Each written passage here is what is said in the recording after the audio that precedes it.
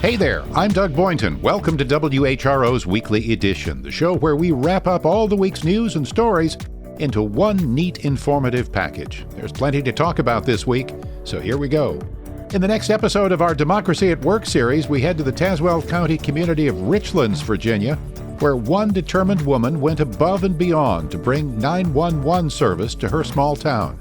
I was doing FOIA requests week after week for 911 calls because I was making a point of the delay. You call 911. And early voting kicked off last week in North Carolina. Folks are lining up quickly. Will the voting enthusiasm stay strong or fizzle out?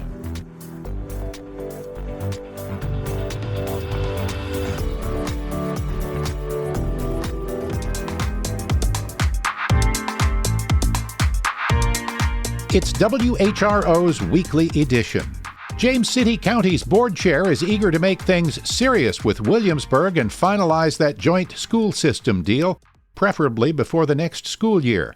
As the clock ticks, WHRO's Nick McNamara dives into the details. James City County Board of Supervisors Chair Ruth Larson tells WHRO she thinks the county and Williamsburg are moving in a positive direction toward a new joint service agreement for the division. I'm hoping we can get this wrapped up fairly quickly. I think we're closer than we are further apart. Williamsburg City Council members declined to comment while negotiations are ongoing. After a request from James City County, Williamsburg issued a statement this month that it wants to work out a new agreement rather than leave the nearly 70-year-old joint school division. Williamsburg first announced it was exploring doing so last summer. City officials say they're looking forward to modernizing the agreement that governs the division and addressing deficiencies identified while studying the feasibility of a breakup. Nick McNamara, WHRO News. We should mention the Williamsburg-James City County schools are stakeholders in Horetta, which holds the license to the WHRO stations, and that applies to this next story from Nick, too, concerning the division where the deputy superintendent is now the superintendent starting next year. Daniel Kiever will serve as acting superintendent for WJCC schools in February. Current superintendent Olwen Herron announced this month that she would retire in 2025. Herron congratulated Kiever after his appointment was unanimously approved by the school board. He will do an excellent job as acting superintendent. His heart is for students, and he will be a great asset and work very well with the board. Kiever has a 30-year education career. He's been WJCC's deputy superintendent since 2023, previously serving as the division's chief operating officer starting in 2020. Before that, he worked as senior executive director for high schools at Virginia Beach Public Schools. Kiever will serve as acting superintendent until the school board completes its search for a permanent replacement for Herron. Nick McNamara, WHRO News. The Army's watercraft fleet is taking on water, perhaps literally. A new report reveals these vessels may not be in ship shape here in Hampton Roads or nationwide. WHRO military reporter Steve Walsh is on deck to bring you the story. The same military force that built a temporary pier in Gaza suffers from frequent breakdowns. The entire Army watercraft fleet is older than its expected lifespan. One boat based at Joint Base Langley Eustis was sidelined for 4 years because of a maintenance backlog. Another boat has been under repair for 5 years, according to a new report from the General Accountability Office. The issues stem from the Army's decision to begin deactivating its watercraft fleet in 2019, only to have Congress revive the program in the following budget. Boats are stationed in Virginia, Hawaii, and Japan. The number of operational ships hovers around 40% of the fleet, while the number of missions has steadily climbed in recent years. The report did not look specifically at issues with the pier-building system used in Gaza. In response, the Army says it's working on a long-term strategy, including a next generation of watercraft. Steve Walsh, WHRO News. Virginia Beach City Council approved $4.3 million to pay for a memorial honoring victims of the 2019 mass shooting. But at least one person, a victim of the shooting, says the money could be better spent. The report came from WHRO's Sienna Morales. The VB Strong Center, a Centera program that helped people affected by the shooting, closed at the end of September. James Thomas Moore, a shooting victim, thinks the city should have continued funding the center instead of spending more on a memorial. I am not opposed to honoring my colleagues whose lives were tragically lost that day. However, the additional funding being requested for this memorial is simply not necessary.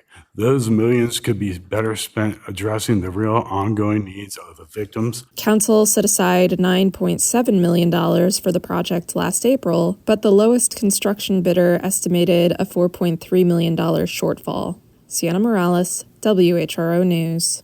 Since 2019, rents in Chesapeake have skyrocketed by a jaw-dropping 52%. WHRO's Ryan Murphy reports on a new study that dusts off some familiar tricks to tackle the city's housing affordability problem. And the question is, can these old solutions finally do the trick?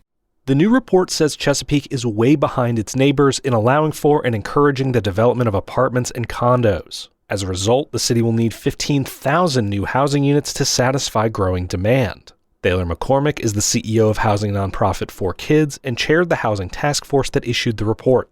One of our more compelling asks is we want Chesapeake to be average. I mean, let's go ahead and produce at the same rate that the rest of the state is and our surrounding cities. The Chesapeake Alliance is a group of business leaders behind the task force. The group spent the last 2 years developing recommendations for the city. Those include preemptive rezoning and financial incentives to get more affordable housing built. Ryan Murphy, WHRO News.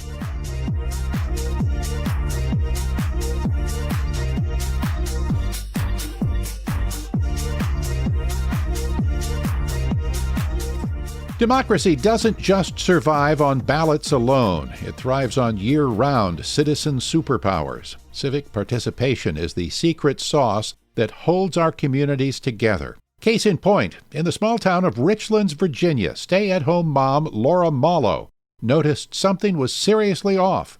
No 911 service. But she wasn't having it. She went to work, gathered the intel, and marched straight into local council meetings. Who needs a cape when you've got determination? It's the latest episode of Democracy at Work from the Virginia Center for Investigative Journalism at WHRO.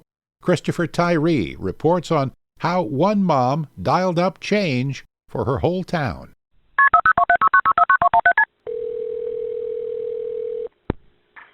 "911, where's your emergency?" "Send a fire truck or ambulance, too. My husband's laying up here on the ground. He's going to get burned up." The whole call takes about 48 minutes. And at the end of the call, the 911 dispatcher actually calls the lady back and she said, "Hey, it's the end of my shift and I was thinking about your call. I just wanted to know, how did this turn out? Is your husband okay?"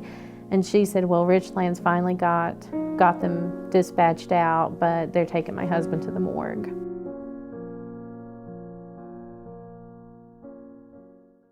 I was doing FOIA requests week after week for 911 calls because I was making a point of the delay. You call 911, tell them, "Here's my address, here's my emergency," and the 911 operator would say, "I'm not allowed to dispatch in Richlands. I'm going to have to place you on hold, transfer you to the Richlands Police Department." My name is Laura Mallow. I have been a stay-at-home mom most of my adult life, and I was born and raised here. I had a great life growing up. I mean, Richlands was the bustling town of the county. My mom worked at the hospital. My dad was a coal miner. I loved it here. My husband's not from here, but when we decided we wanted to be near family, a safe place, a good place to raise our kids, we had the option of New York City or Southwest Virginia, and we decided, for many reasons, Southwest Virginia. And we came back here. It was kind of heartbreaking to me because it wasn't the place that I left. I didn't expect things to stay completely the same, but I did expect us to be advancing because we were always ahead of everyone else when I was growing up. I was kind of wondering, did I make a mistake? What have we done coming back here? And then when I really realized that, we didn't have access to 911, that's kind of when things got kicked off for me. When I realized that, I came to the Richlands Town Council to ask questions about, because I told my husband, I said, they just don't know. They don't know that we're supposed to be able to call 911 and not be put on hold. But they got very upset with me, and I started to research and found FOIA. I filed a FOIA request for a roster of the names of our police officers in the town ignored my request. I wasn't sure what I could do at that point, and that's when I found the Virginia Coalition for Open Government. So I approached the town attorney and I told them about the FOIA request that the town council and town manager had ignored, and he stepped in. I came to the council and I said, I feel like at this point, you know what I'm saying, you know the delay, you know everything that's going on, and I feel like it's a liability, and I'm not going to leave this podium until you guys agree to let the sheriff come and have the conversation. One gentleman on the council, when it came time for his vote, I thought he's going to say no, but he kind of looked at me for a minute and hesitated, and he said, whether we want 911 or not, he said, I do believe it's worth a conversation. So he voted yes. I'm proud of being able to say we can call 911 now. I'm living proof that, you can stay engaged, find out what's going on, and make the changes. You don't have to be the smartest or the wealthiest, or you don't have to be some part of an elite group that's invited to take part in the activities of the government, that everyone is able to and should be able to come to these meetings and stay involved. We all have a voice, and it's really important because this is your community. It's where you live. It is your quality of life. It's your tax dollars. It is every aspect of your life. For BCIJ at WHRO, this is Christopher Tyree. Coming up on Weekly Edition, it's time for airmen to get their hands dirty. They're swapping the sky for some soil as they get their first taste of field training at Langley. We'll dig into that story. Plus, Suffolk's Transportation Master Plan has hit the streets. What's in store for the future of getting around town? Stay with us, because all the details are straight ahead. But first, feeling like every drive through Norfolk stars you in a real-life episode of Surveillance Street? Those automatic license plate readers have been tracking vehicles all over town. It's got some folks hitting the brakes. One group has decided enough is enough. They're suing the city and the Norfolk Police Department to take another look at these high-tech cameras. WHRO's Sienna Morales tells us more about that story. Norfolk installed 172 flock cameras last year. The cameras photograph every license plate and vehicle that pass and log the information for 30 days. Police share the data across jurisdictions and say they use it to track down criminals. A federal lawsuit filed yesterday argues the cameras are a violation of Fourth Amendment rights, says attorney Robert Fromer. These devices are tracking everyone's movement. We think this kind of warrantless, pervasive tracking is unconstitutional, and that's why we've partnered up with two area residents to challenge it. Local plaintiffs are concerned about their trips to work and school being logged by the city and about potential data breaches. Sienna Morales, WHRO News. Airmen at Langley are swapping their wings for boots on the ground. They're getting a taste of life in the field, trading the comfort of the cockpit for some good old-fashioned dirt and grit. WHRO military reporter Steve Walsh checked out the program. Airmen from Langley arrived by Chinook helicopter, touching down in the woods inside Fort Eustis. Does that make sense? Yes, Cool. Staff Sergeant Barry Grunwald says the 3-day exercise is designed to train a broad range of airmen in how to live and work in the field. Most of these folks are all across the wing. So you have individuals from medical, you have individuals from finance, you have some from civil engineering squadron, and then security forces. So this is a wing broad exercise to show that anyone, regardless of the career field, they can prove to be a really effective unit. Agile combat employment is part of an Air Force-wide initiative designed to make the Air Force more mobile as the military looks at how it might operate against near-peer competitors like China. The exercise runs through Thursday. Steve Walsh, WHRO News.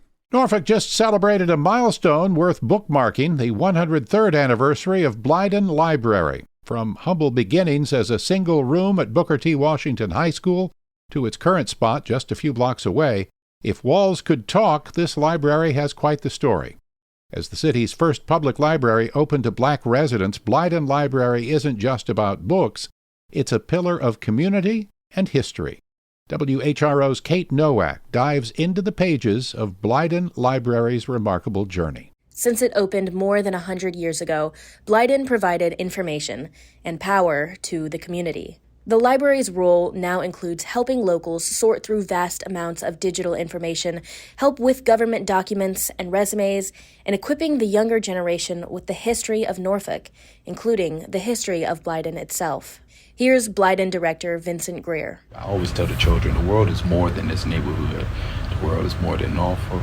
The world is at your fingertips. Just pick up a book and you'll see that for yourself. In addition to books, Blyden offers programs like community cleanups, offering special treats for children in exchange for good grades, and special reading events featuring related video games. Kate Nowak, WHRO News. A record number of folks in North Carolina turned out for the first few days of early voting last week. WHRO's Sienna Morales brings us the numbers in the state's northeastern counties.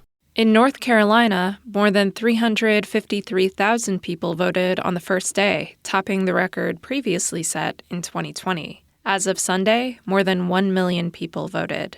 In northeastern North Carolina, 5,246 voted Thursday, and 10,634 have voted by Sunday. Dare County had the highest turnout in the northeastern counties, with 3,689 people voting. Sienna Morales, WHRO News. The federal government recently launched a website to inform people about Ashanti Alerts, a network for missing or endangered adults named after a Virginia Beach woman who disappeared and was found murdered in 2017.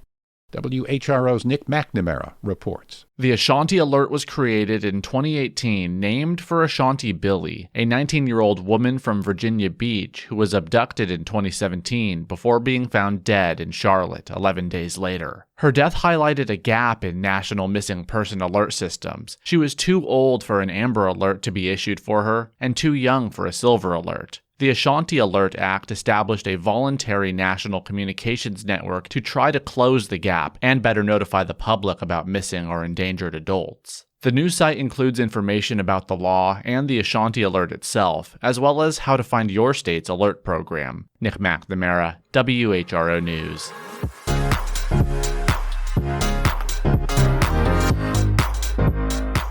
This is WHRO's Weekly Edition. Remember, for any stories you've missed, you can visit us on the WHRO smartphone app or all social media platforms. Turning to the local art scene, Black Sabbath and ballet. You heard that right. It's the mashup you didn't know you needed.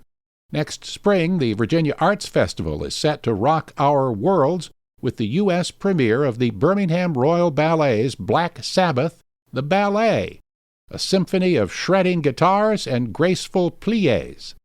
WHRO's Michelle Hankerson took a look at this unlikely art and musical fusion. Black Sabbath, the ballet, will feature the Virginia Symphony Orchestra playing music by the metal band Black Sabbath. The UK-based Birmingham Royal Ballet, which shares Black Sabbath's hometown, will perform alongside the symphony. Here's Virginia Arts Festival's Executive Director, Rob Cross. One of the goals I have when I'm programming the festival is if you have any interest in live performing arts, there's be something there that you like. So I think this kind of reinforces that. The Birmingham Royal Ballet will be in Norfolk in May 2025. Tickets for their performance are on sale now at vafest.org. Michelle Hankerson, WHRO News. We should mention WHRO's CEO and President Bert Schmidt is a member of the Virginia Arts Festival Board. However, he is hands-off on editorial decisions. Suffolk is on the fast track, literally. As the fastest-growing city in the state, the City Council got a peek at what a potential transportation master plan could look like. Will it include teleportation pods or traffic lanes for AI-powered scooters? Probably not, but our Nick McNamara took a look into what this future master plan might mean for the Suffolk of tomorrow. Mayor Mike Duman and Holy Neck Councilman Tim Johnson hoped to see more specifics from the Working Transportation Master Plan. But City Manager Al Moore says the presentation was the opening initial show of what we're attempting to do. It wasn't envisioned that we'd have a complete document today. Suffolk City Council tabled consideration of the comprehensive plan until November 20th, while staff worked to solidify the transportation plan. City staff and consultants say that when finished, the plan will consider all aspects aspects of Suffolk's transportation network and can be reviewed and updated regularly. It's expected to be broken into 4 sections: an introduction and overview of existing transportation conditions, as well as an outline of future projects, objectives, and actions. Nick McNamara, WHRO News. On again, off again, on again. We finally have some tentative dates for the next Something in the Water Festival. Organizers are eyeing April 26th and 27th next year. WHRO's Sienna Morales has the latest update. It's not clear if the requested weekend is set in stone yet. The city is moving ahead with planning while a contract is being finalized. The 4th weekend in April is typically College Beach Weekend in Virginia Beach. The festival was originally conceived to take place during the weekend. Organizers moved it to the fall to avoid the unpredictable spring weather that plagued the event in 2019 and 2023. When organizers canceled this year's festival, which was scheduled for October, city leaders asked them to consider moving the event back to April. Sienna Morales, WHRO News. Speaking of ebb and flow, the Virginia Department of Health says we're currently at a low point in respiratory illnesses. But is it the calm before the storm? WMRA's Randy B. Hagee reports. Cases of respiratory viruses in the Commonwealth are currently low but trending upwards, according to VDH data on emergency department visits. Elena Diskin, who oversees disease surveillance for the department, said infections typically spike at the very end of the year. We've been seeing COVID-19 activity decreasing since about early September after the summer wave, and flu and RSV are still pretty low right now. However, we do expect to see flu, COVID, and RSV activity pick up in the next few weeks as we move deeper into fall and winter. And the best way to prevent against serious illness is by staying up to date on your vaccines. If you did catch COVID as part of that August-September wave, you can consider delaying or waiting to get your updated COVID vaccine by about 3 months since you last had your COVID infection. COVID and flu shots are available at most local pharmacies. I'm Randy B. Hagee. And hey, if you're a wordsmith, we've got some news that will give you a kick. Williamsburg is searching both far and near for a poet laureate to make us all cheer. See what I did there?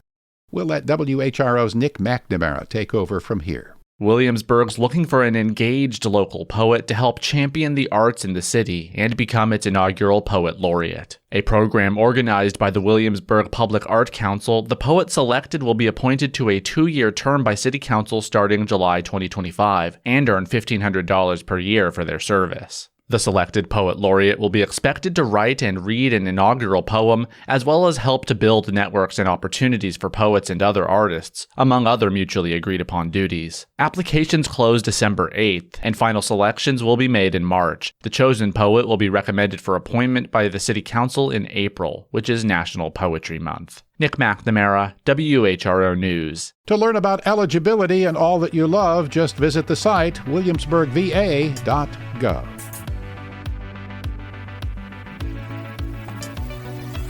You've been listening to WHRO's Weekly Edition. We had help today from Ryan Murphy, Nick McNamara, Steve Walsh, Sienna Morales, Michelle Hankerson, and Kate Nowak. Colin Campbell with WUNC and WMRA's Randy B. Hagee. Thanks as always to Connor Worley, who produced today's show. A reminder, you can always catch full episodes on the Weekly Edition podcast feed. You can get your news updates at WHRO.org, the WHRO smartphone app, and the WHRO Reports podcast feed. For all of us at WHRO and WHRV, I'm Doug Boynton. Stay safe. Be well.